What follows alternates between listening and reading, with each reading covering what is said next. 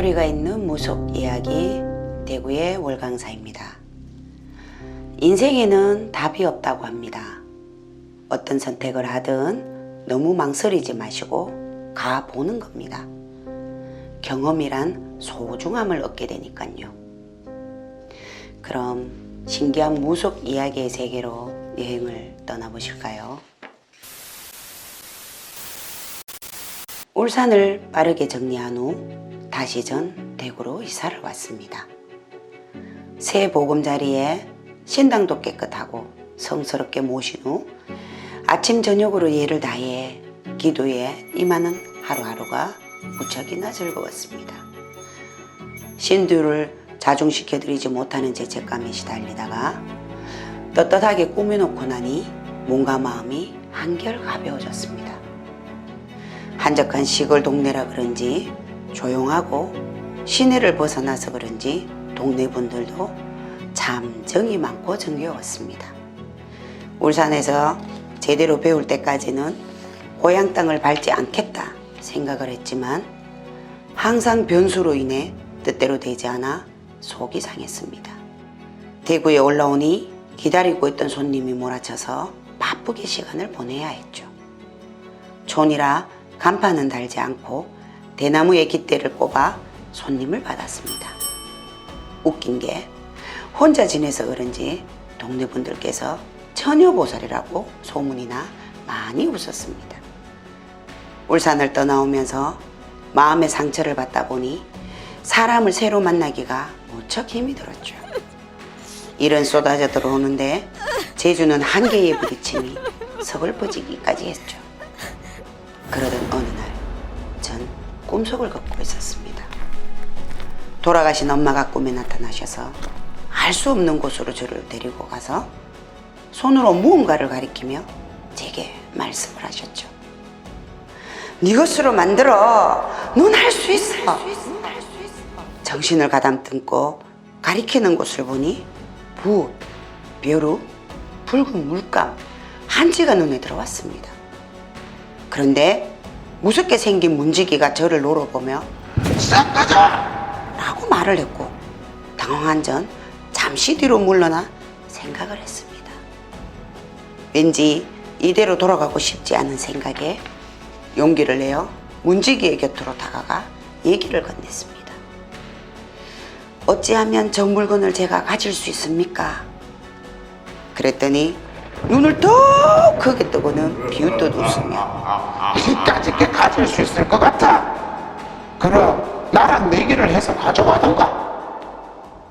이왕 이렇게 된 거 내기를 하자고 제안을 했죠. 큰 주사위를 던져서 숫자가 높은 쪽이 이기는 걸로 저는 모든 정신을 집중해 있는 힘껏 내던지며 마음으로 간절히 빌었습니다. 제발 가질 수 있게 해달라고. 그렇게 나온 숫자는 7이었고 문지기의 숫자는 6. 전 기쁨의 소리를 질러댔죠. 못마땅한 표정을 지으며 보자기에 싸서 제게 건네주면서 말했죠. 귀히 여기고 항상 정진해라. 저는 허리가 땅에 닿도록 저를 올리고 보자기를 빼앗듯 가슴에 품고 돌아왔습니다. 정말 얄궂은 꿈도 다 꾸는구나 생각을 하다가 불구용품 파는 곳으로 달려가 꿈에 본 물건들을 사서 집으로 돌아왔습니다. 그리곤 방언처럼 입에서 글문도사, 글문도사, 글문도사. 그때 전 깨달았습니다. 부적. 그래, 부적 공부를 하라는 뜻이구나. 그렇게 전 미친 듯이 공부하고 기도를 하며 시간을 보내게 되었습니다. 만약 제게 스승이 있다면 어두운 터널을 밝혀주실 텐데 안타까움과 속상한 마음이 공유를 했죠. 제자가 된 후 주위를 둘러보니 거의 신엄마와의 관계가 좋지 않았고 이용의 가치가 떨어지고 나면 헌시짝 버리듯 하는 게 이 세계의 관리처럼 되어 있었죠. 참 어째서 다들 그런 식으로 할 수가 있는지, 그러고도 중생을 밝히는 신의 자식들이라고 말을 할 수가 있는지 부끄러운 생각마저 들었습니다. 물론 세상을 살아가려면 돈이 중요한 부분을 차지하는 건 맞는데 그래도 선배로서의 발자취가 있는데 마음이 헛헛해졌습니다.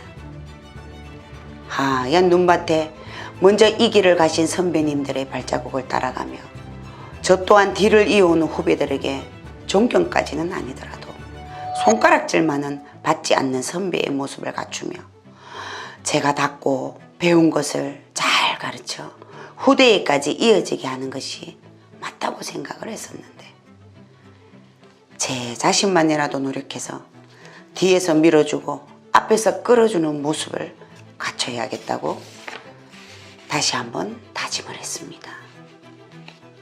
부족 공부를 하다 보니 어렵고 학교 다닐 때 한자 공부를 하지 않은 제 자신이 무척이나 부끄럽고 한심한 생각이 들었습니다. 누군가에게 꼭 필요한 부적을 내려야 한다면 쓰는 자신은 그 뜻을 알아야 하는 게 맞다고 생각이 들었죠. 평범한 사람으로 생활할 때는 중요치 않던 수많은 일들이 무당이 되고 나서는 소홀히 여겨서는 안 되며 신의 공부는 죽을 때까지 해도 모자란다는 깊은 깨달음을 얻었습니다.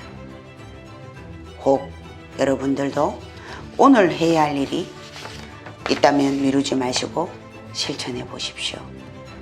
그러면 당신의 10년 후의 모습이 달라져 있을 겁니다. 가세요, 모사.